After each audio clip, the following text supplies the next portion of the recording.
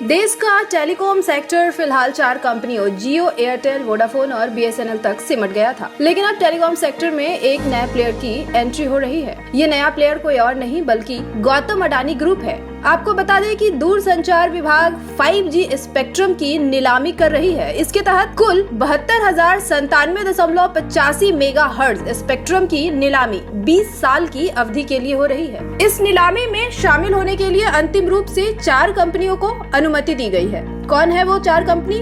Reliance Jio Infocom, Adani data networks, Bharti Airtel और Vodafone idea.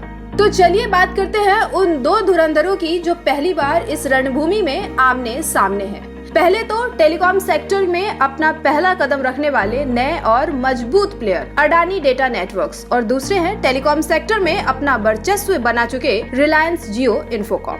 आपको बता दें कि अंबानी और अडानी दोनों ही गुजरात के रहने वाले हैं और उन्होंने बड़े बड़े बिजनेस ग्रुप्स बनाए हैं।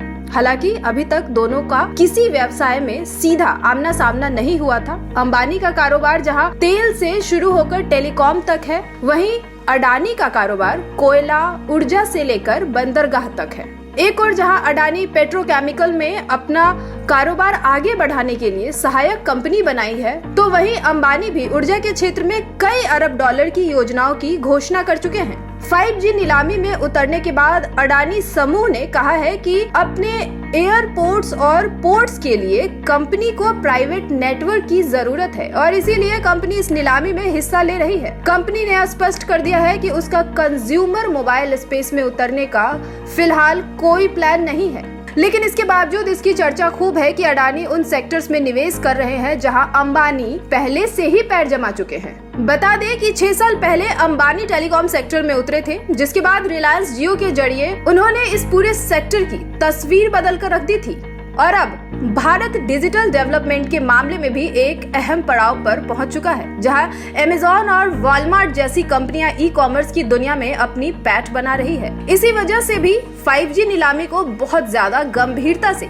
देखा जा रहा है। हालांकि इन सबके बीच अडानी डेटा द्वारा जमा किए गए डिपॉजिट मनी की भी खूब चर्चा हो रही है, जहां रिलायंस ने 14,000 करोड़ रुपए जमा किए हैं, तो वहीं अडानी समूह की कंपनी ने महज 100 करोड़ रुपए ही ऑक्शन के लिए डिपॉजिट किए हैं। अब अगर बैक्सले एडवाइजर्स के एमडी उत्कर्ष सिन्हा को सुने तो उनका कहना है कि 5G के रोल आउट से भारत को बहुत ज्यादा फायदा होगा। उत्कर्ष का यहाँ तक कहना है कि अडानी के एंट्री से रिलायंस जियो को झटका लगा है।